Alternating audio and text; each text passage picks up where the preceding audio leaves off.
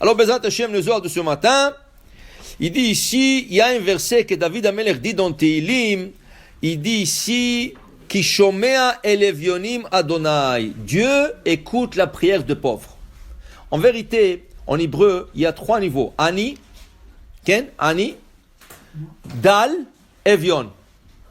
Ken? Ani, Dal, Evion. Un est plus pauvre que l'autre. Ani, c'est un pauvre, mais il a un peu. Dal, il a moins que le pauvre. Mais quelque chose. Evion, rien. Ici, David Amer dit Ki shomea el evionim Adonai. Dieu écoute aux evionim. Ceux qui n'ont rien du tout, Dieu les écoute. Dit Rabbi Chia, Vichi el evionim shomea velo lachra. Que ça veut dire ça? Il écoute rien qu'aux pauvres, il écoute pas aux riches, il écoute pas aux moyens. Pourquoi Dieu va écouter que le pauvre? Dit Amar Rabbi Shimon, dit Rabbi Shimon Bar Yochai, Begin de Inun kirivim yetira le malka. Car ce pauvre-là, ils sont plus proches du roi. Pourquoi ils sont plus proches du roi? Il dit quand quelqu'un, un riche, il prie Hachem, il prie avec son corps et avec son âme. Le pauvre, son corps est brisé.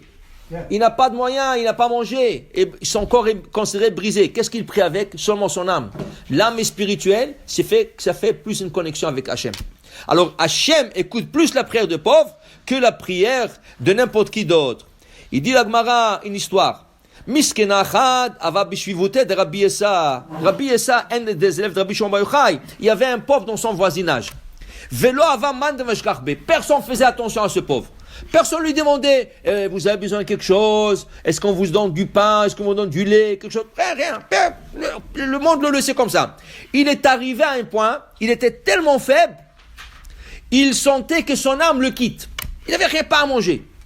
Alors, il sentait comme si son âme le quitte. Maintenant, Rabbi Essa est passé.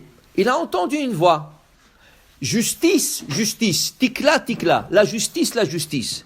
Comment on peut laisser cet homme mourir quand ce n'est pas son moment de quitter son monde? Rabbi Essa, il a entendu ça, il avait peur. Alors, qu'est-ce qu'il faisait Rabbi Essa? Tout de suite, il lui partit chercher de l'eau de figue. De l'eau extraite de figue. Et un peu du vin, et il lui a mis sur la langue, il lui a donné un peu à boire, et là il a refait revivre. Le pauvre, il se remis un peu. Quand le pauvre, il s'est remis, Batar de Ata Shaile, Chayecha Rabbi, je vous dis Rabbi, son âme, Nafka Minai, il dit son âme, il lui a quitté, et elle est arrivée jusqu'au tronc céleste d'Akadosh Baruch Hu. Et il a entendu là-bas, qu'Akadosh Baruch Hu dit, on ne peut pas laisser cette âme ici, parce qu'il y a quelqu'un qui a du mérite en bas pour faire revivre cette âme. Et qui c'était? Rabbi Essa. On lui donna à boire un peu de l'eau de figue et un peu de vin, il lui a fait revivre. Parce que c'est pas son moment de quitter. Akadosh Baruch Hu dit, alors je ne garde pas cette âme. Non, il faut que tu retournes. Alors il dit, j'ai entendu que vous avez de mérite parce que vous m'avez fait revivre. Ça veut dire que quand tu donnes aux pauvres, tu fais vivre une âme. Okay? Peut-être Hadesham n'a rien, il peut quitter ce monde. Et tu lui as donné, tu lui as fait revivre. Alors pour dire, la tzedaka c'est très important. Et la tzedaka surtout avec de morts. Je me rappelle au Mexique, il y avait quelqu'un qui donnait beaucoup de tzedaka. À la fin, il a décidé, non, je donne plus de l'argent. Je donne du manger. Alors il a ouvert une grande bakery. Il a ouvert une ferme avec il abat de viande, des abats et tout ça. Et il donnait à tout l'Avrechim au Mexique, tous ceux qui étudient la Torah au Mexique, dans le collège, toute la journée, 50%. Alors il a ouvert un magasin, n'importe qui peut aller. Mais quelqu'un qui étudie la Torah, il rentre là-bas, il reçoit 50%. Si c'est $100, tu payes que 50. Lui, il complète les 50. Il a dit, c'est la meilleure tzedaka de donner à manger à quelqu'un. Okay? Puis avec l'argent, tu ne sais pas qu'est-ce qu'il va faire. Mais tu lui donnes à manger. Okay? Alors c'était une bonne tzedaka. Mais pour vous dire qu'il faut faire attention à des gens qui sont pauvres. Des fois, on ne fait pas attention à eux. Okay? Il faut s'en occuper.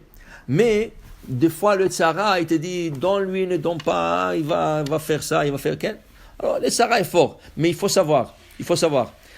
Plus que c'est dur de donner, sache qu'il y a plus qu'il y a de mitzvah. Et tout ce qui vient facile, tu dois te questionner si c'est mitzvah. Alors, je vous raconte une histoire. En Pologne, un matin, on voit dans le marché, dans le grand marché, 2 soldats marcher derrière deux juifs, Hassides, avec des peyotes, les strammel, avec le bas blanc et tout ça. Les gens de la communauté, ils voient ça et qu'est-ce qu'il y a? Alors ils lui rendent démodé. Qu'est-ce qui se passe? Il dit, ces deux-là nous doivent 1000 roubals. Comme tu dis, $100,000. S'ils ne nous payent pas jusqu'à midi aujourd'hui, on tue les deux. Ah, ribono shel olam. Mais 1000 roubals, c'est beaucoup d'argent. Comment en quelques heures tu peux ramasser cette somme d'argent? Alors ils ont dit, on va demander au rabbin. Il est chacham, il va nous dire quoi faire. Ils sont partis voir le rabbin, il lui dit, rabbin, dans le marché, il y a 2 soldats polonais, ils vont tuer 2 hassides, si on ne le donne pas 1000 roubals jusqu'à midi. Ah, ribono shel olam, 2 juifs qui vont tuer pour l'argent, has v'shalom. Le rabbin, il a appelé son chamash, viens ici, Yaakov, viens ici vite. Yaakov, emmène-moi un stylo, un papier. Le rabbin, tout de suite, il a commencé à faire la liste de tout le commerce de la ville. Le boucher, l'épicier, le cordonnier, tous les... Et il a commencé à taxer chacun. Le boucher, 50 pièces. L'autre, 25. L'autre, 35. L'autre, 40. Et le rabbin dit au chamash, tout de suite, emmène-moi ma cape et on va. Alors il va, ils vont ensemble, ils rentrent chez le boucher. Haïm, écoute-moi, je ne discute pas avec toi. Tu dois donner 50 roubals. Pourquoi, Rabbi? Qu'est-ce qu'il y a? Il dit, il y a 2 personnes. Si on ne ramasse pas 1000 roubals jusqu'à midi, ils vont leur tuer. Ne discute pas. Dit, Rabbi, quelle honte! Oh, tu veux sauver 2 juifs de mort et tu demandes que 50 roubals? Regardez, j'ai pas fait beaucoup d'argent ce matin. Voilà 75. Il lui a donné 75. Donc, il va chez Yaakov. Yaakov l'épicier. Yaakov, écoute, ne discute pas. J'ai pas le temps de discuter. J'ai besoin de toi, 35 roubals pour sauver 2 juifs. Dis, Rabbi, pour une mitzvah comme ça, 35, c'est rien du tout. Mais écoutez, il n'y avait pas encore beaucoup de clients, on est de bonne heure là. Tenez 50. Et s'il faut plus, revenez plus tard. Voilà 50. Et chacun lui donnait de plus. En 1 heure, il a ramassé toute la somme. Toute la somme, il a ramassé. Le rabbin était content, mais il était fatigué, le pauvre. Il est parti d'un magasin et tout ça, parler chacun. Il a dit à son chamash, s'il te plaît, laisse-moi 15 minutes, prendre ma respiration, et après on va aller, et Bezrat Hashem, fin pidyon shvouim. Le rabbin, il met la tête comme ça, sur la table, pour se prendre un peu, une petite pause, comme ça. Il saute, et il appelle son chamash, Yaakov, viens ici. Il dit, ah, qu'est-ce qu'il y a? Il dit, prends l'argent, et tu le retournes à tout le monde. Il dit, Rabbi, qu'est-ce qui vous arrive? Qu'est-ce qu'il y a? Prends l'argent, et tu retournes à tout le monde. Voilà la liste, qu'est-ce que chacun a donné. Il dit, Rabbi, comment? Il dit, rien que fais qu'est-ce que je te dis. L'autre, il a commencé à courir, il a donné à chacun.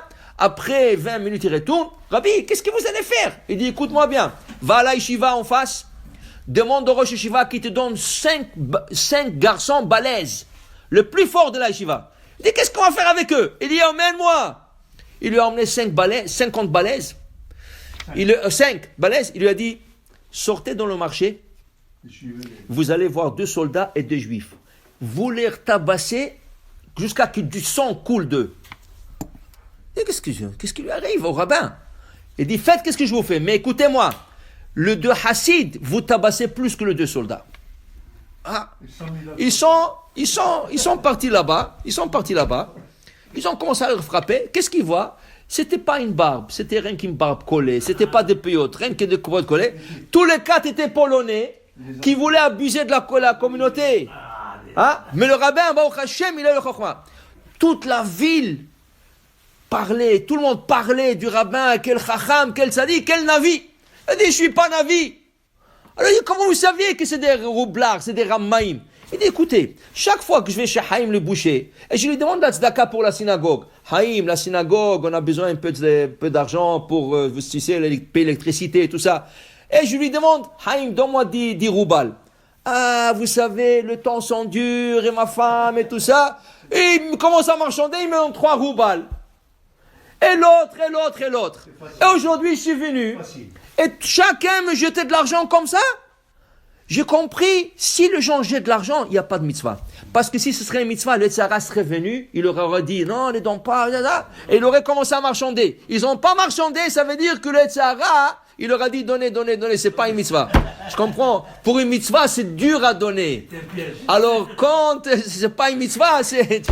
Baruch Adonai Le'olam, Amen ve Amen.